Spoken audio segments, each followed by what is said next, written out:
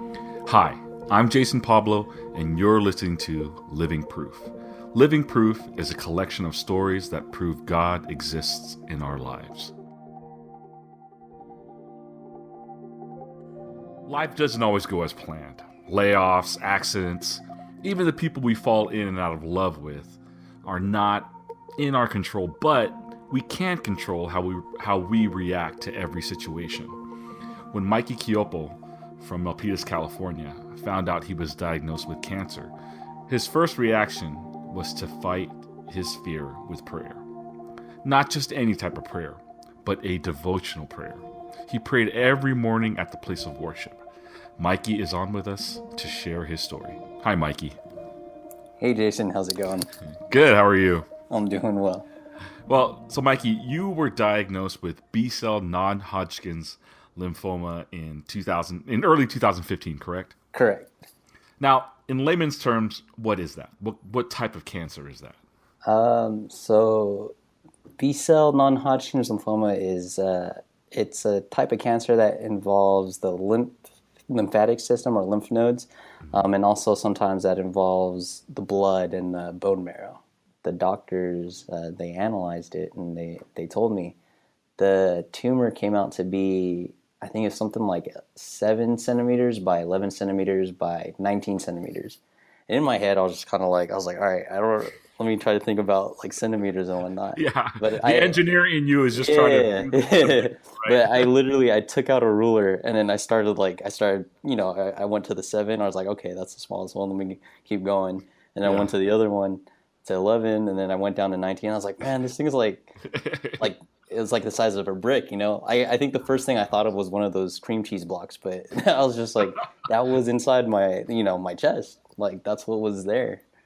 That is huge. I mean, considering how big or how big you are, I should say. I mean, a brick, but One thing that wow. the oncologist asked me when they were telling me that was, uh, what I do on a regular basis and whatnot. They were trying to figure out if there was any correlation to what was going on. So I told them my regular schedule and how I go to church very often. Mm-hmm. I'm part of the choir and everything like that. And I told her how often I'm there between worship services and practices, and they were even surprised that I was still singing at that time. And Really? when that came up, I don't know how I'm gonna keep performing if they're surprised that I'm still doing it. Like that alone was a blessing that I was still performing in my mind. Right. But it scared me to think that I wouldn't be able to perform my duties anymore. I never had imagined that something like that would have happened to me. Right. But not just because I didn't think anything bad could happen, but I tried my best to be be fairly healthy and exercise often, eat somewhat healthy. Yeah. I mean, what the viewers don't know is I do know you personally, and just for our viewers, Mikey is your athletic. This is a guy who makes me feel fat because he does triathlon. So, but it's a punch to the stomach when you're dealt with something like this. I mean, What I told most people is I really felt out of control, if anything. There were so many things that happened so fast where I just I didn't feel like I had a choice in anything that was going on. I didn't feel like I had control over anything that was going on. It was, the doctors telling me, this is what you have. This is the only way we have to treat it right now. This is what it is. And, you kind of just go along with it. But really, it almost came down to just feeling like I either have to accept what's going on or really just kind of dwell on it and let things go negatively. But I did my best not to do that. now, why was your first instinct to pray? The first one to turn to was God. My instinct was just to show him that even with everything that was bad going on in my life at that time, I remembered that it's in his hands. Here's an opportunity where your relationship with God can be so much closer. What did you say to him? I mean, at that point in time, I was I was asking him really for help and guidance because I was just so scared. Hmm. You know, I like we'd mentioned about feeling out of control. It it's a difficult thing to kind of confront, as you know, especially when you're kind of blindsided by something like this. Yeah. And you know, I told God that you know I know I'm not a perfect person, but I've really done my best to be. And if there's something where I even asked, I was like, if there's something that I'm lacking in or something that I messed up in that I just don't know, and I was hoping that God would help me figure it out soon so I can try to take care of it before before it's too late. And really, it was just it's almost kind of like I wanted to make sure everything was in order in case everything just did kind of did it was my time possibly. Right. Like that was a real possibility in my mind at that point in time. And with regards to the treatment, because I know you went through through chemotherapy. What were you saying to God while you're going through all of that? Well, one of the things that a minister actually told me to, I did talk to a few ministers once I found out, Hmm. but they were constantly advising me. And one of the ministers actually told me that, the fact that there is a treatment, that's already a blessing from God. Like there's something out there to help you, and God allowed that to be there. So, with that, I was just praying to God that He lets the treatment that's there be effective for me, if that's His will, Yeah. and that was really it. There weren't too many or actually there was no other option that they gave me really, but Right. um, and so I really prayed to God that that would be His instrument in helping me to get better. When did you know your prayers were working? I would say the first like the first thing that kind of went my way after starting treatment and really showed me that God was there for me was immediately after the first cycle Hmm. of my treatment. I went through those tests all over again, and I went through the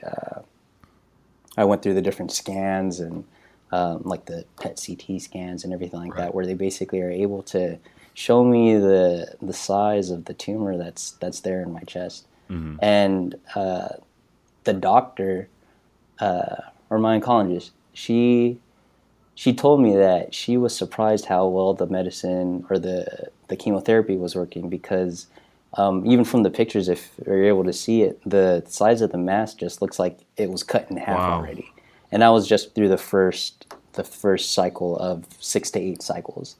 Wow. So I could tell that the treatment was really taking effect, and for that to be the case, and for a doctor to tell me that even they're kind of surprised that it's working so well, I Right. would in my mind I was like that's God answering my prayers. That's God being there for me, and showing me that because I placed my faith in Him and I relied on Him, like He's not forgetting me.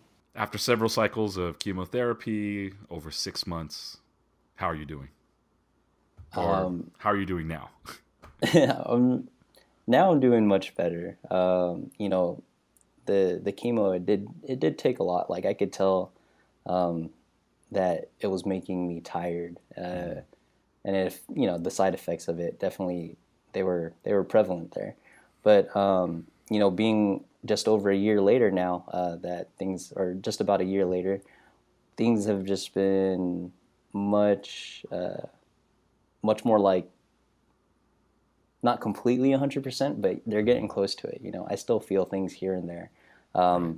but my doctors say that that's normal and that's typical of someone who's gone through that treatment. And So everything's looking good, and I'm just glad to still be around. Yeah. Yeah, well, I'm sure there's one other person who's glad that you're around. You're engaged, your fiance, right? Yeah, So definitely. she stuck with you throughout the entire sickness. What was that like when you had to break the news to her? What was going on? Yeah, it was. Right from the get go, she was very supportive. Hmm. I it always surprises me when I think back to when I had to first tell her because in my mind I didn't want to I didn't want anyone to have to go through this or even just be there to deal with it either. Hmm. And I did not have any expectations at all. But the first thing she told me after I let her know what was going on was like, "I'm here for you if you need anything," and that was just one of the biggest reliefs that you know that happened. And just like I was so grateful, and I won't forget that. Yeah. But the fact that she stuck by me through that. Yeah. Well, I mean, so she's probably listening, and and I don't mean to out you. Is that how you knew she was the one, knowing that she was going to stick by you and all of this? I don't say that that's the so I do it is part of why she is the one, but I don't say it's the only reason why. You know, Good answer, my yeah. brother. There are plenty of reasons, and uh, I even tried to enumerate them, but I kind of lost track of everything. But ultimately, it came down to me praying and like asking God for guidance when I was making that decision, Yeah. and God let me know in His ways, and I knew that moving forward, we we as a couple would be able to like move forward and help each other get stronger in our faith and be where God wants us to Mhm. be. Oh no, and I think with this, with you guys going through this, even before marriage starts, I mean, it gives you. It's funny how God works because He's giving you tools to learn how to deal with. Yeah. I mean, there really isn't. I mean, I don't want to say, what type of things God gives us, but there really isn't too much that you can go through that you can't get through because you've already been through something like this, and knowing that you have a God-given um, person in your life to help you walk through it. Mm. And that's just God. That's how good Yeah. God is. So share with us, what's the proof that God was working in your life through this whole experience? And you know, how do you explain that this is what God did for me? Uh, I'm still here. So Yeah. that was a big thing. But you know, God let me know in so many ways, not just by allowing the treatment to be effective and whatnot, Hmm. um, but the the fact that the things that I was asking Him for, um, like specifically, and they were happening, and you know, faster or even more than I could have hoped for. Um, it really is a blessing because Hmm. even me getting treated, it could have taken a lot longer. I could have had to go through a lot more in terms of treatment, like radiation or other things. But I didn't have to. I actually went through the minimum that Hmm. they would put a person with this condition in. Right. And not only that, the biggest thing was me being able to perform my duties. Hmm. Like as long as I could, I wanted to be able to perform. Every day that I was not inside the hospital or on a hospital bed, um, God allowed it so that I was able to make it to the house of worship to pray every morning. Hmm. That there were so many things that God was showing me that He's there for me. Now, for our listeners, they need to know you are in remission, correct? Correct. Well, that's awesome. I mean, Yeah.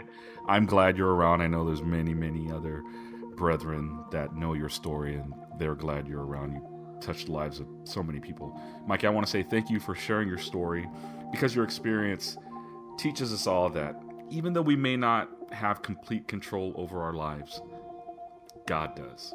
God's in control, and He only wants what's best for us. Thank you for joining us on Living Proof.